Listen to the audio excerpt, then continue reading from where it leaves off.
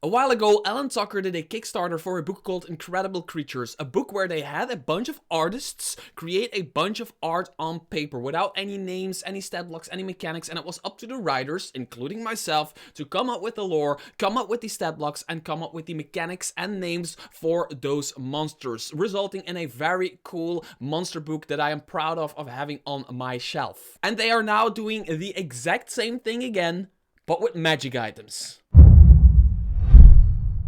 Hi there fellow role players and game masters, my name is Mr. Trosk and this is still your go-to YouTube channel for anything third-party Dungeons & Dragons 5th edition. And today I'm talking about the fact that Alan Tucker is at it again with a Kickstarter called Incredible Items, which is kind of like the follow-up to Incredible Creatures, a book that I'm incredibly proud of. Now, as you can see, they are looking for, hang on to your seats, $1,500. Yes, they're looking for $1,500 in order to make this thing work. So they're probably going to make that goal since they still have 29 days to go and they're already more than halfway there. But I wanted to talk about it anyway because I really like the concept. I really like what they're doing. So just to summarize real quickly, they are having a bunch of artists create a bunch of art for magic items and then have a bunch of writers actually create the magic item mechanically, lore-wise.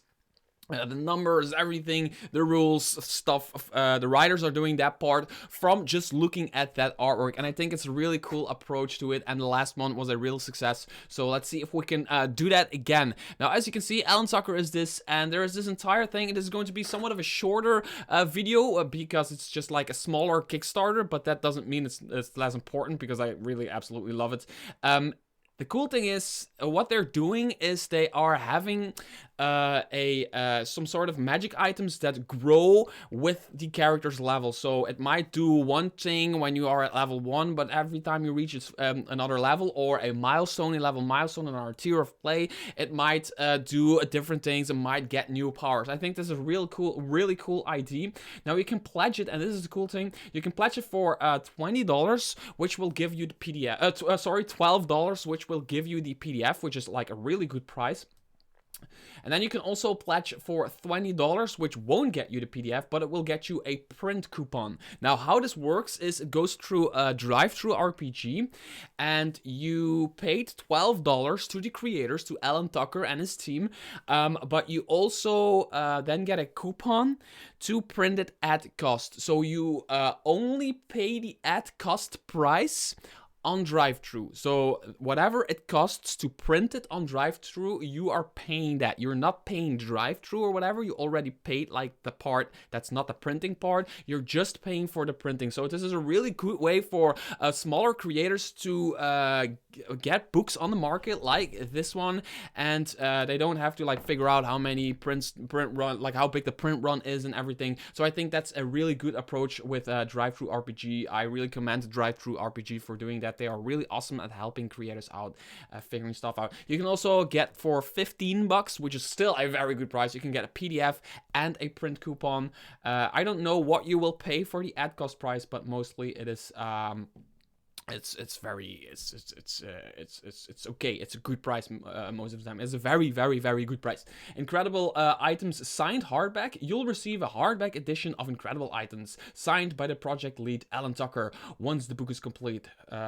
Yeah, that's really cool. So you can also get that for $85. And then there's more and there's more and there's more. But like the essence of it is you pay $12 in order to get the PDF, or $12 in order to get a print coupon, or $15 in order to get both. Now, as you can see right here, there is a free download. So let's just look into that real quickly. So here it is, the Incredible Items Sampler. So this is a book you can get for free, and you already have a bunch of free magic items to use in your game, and they're created in the same way, where the art is created first, and then the lore and everything is created. So somebody, for example, painted a shield. So they made this shield with this dragon on it, and it's a really cool looking shield, and then the writer went on to say that this shield is a sentient bronze shield, has gold cast iron of a dragon shield embedded in the center. It's a sentient shield that has charges. It's, by the way, a +1 shield, and it has a personality. So let's look into that. I really like this one.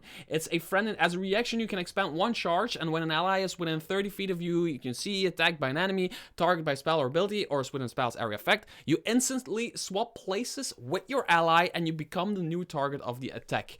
Resolve the action as normal, blah blah blah. So you can, when you are holding the shield and somebody is in danger, you can basically just whoop, swap places. But the most funny stuff about this is the shield is self-cleaning. The shield will frequently ask to be fed money or treasure. The gold dragon icon reveals a mouth slot, and if the shield is fed, it is magically cleaned to a brilliant shine. Any loot fed into the shield is destroyed.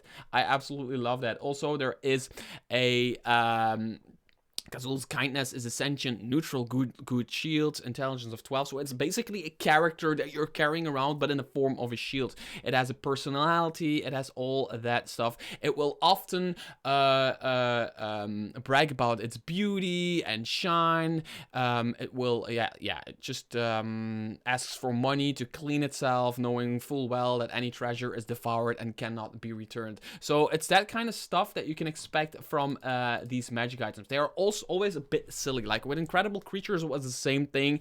There was some silliness to it, but for me personally, magic items really ask for that little bit of silliness. When I given magic items to somebody, I always want to have them see them laugh a little bit about it. Let's just pick another magic item. So here is one of the examples of a evolving magic item, which I really like. I really like the idea of this. As you can see, there is this wand that is basically at stage 1, it is just a basic twig, basically, and at stage 4, it's this beautiful wand with magic going on and flowers and whatever, and it actually grows with the character's level. So at stage 1, it is just basically a +1 to spell attack rolls while holding it, serves as a spell casting bonus, and while standing in moonlight, the range of your spells is doubled.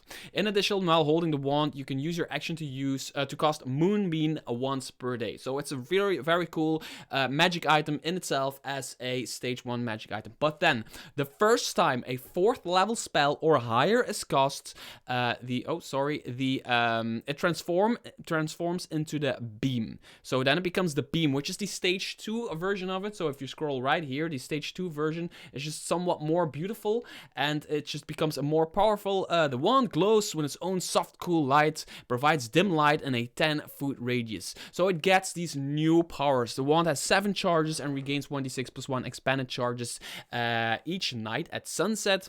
You can expend 2 charges to cast Moonbeam. You increase the damage by 1d10. You can expend 4 charges to polymorph into a hybrid form of any were creature of your choice and gain its stats while in that form. Really cool, right? So there's more to it. I'm just summarizing this. I really like the idea of this. Then there's like stage 3. Once a single tear and drop of blood from a lycanthrope are placed upon the wand, it transforms into the canes. So the canes is the stage 3 version, so it becomes even more powerful, and then until it goes into stage 4, where it is this really powerful artifact magic item type thing. It can shape, change, speak with animals. It has other properties. It can cast like fairy fire, dominate beasts, speak with animals, transport via plants, wall of thorns. I really like the idea of the evolving magic item. And I really like what they come up with how it evolves. Like the first time a 4th level spell is cast, it actually evolves in stage 2. And then in stage 2, you need to use the drop of blood from a lycanthrope in order to increase it. And then at evolution, a tree or awakened tree must submerge the wand in a placid mountain lake on the full moon to transform it into the Moonvine. So you really have like almost this sub-quest to your character or to the party. In order to get like this really powerful magic item, you need to do a bunch of stuff in order to evolve it, and I absolutely like the idea of this. And that is basically it. Make sure to check it out for yourself, and maybe we can reach some of these cool stretch goals like 10 more items, 10 more items, 10 more items, 10 more items, 10 more items, one more artifact, one more artifact, one more artifact, blah, blah, blah, blah, blah.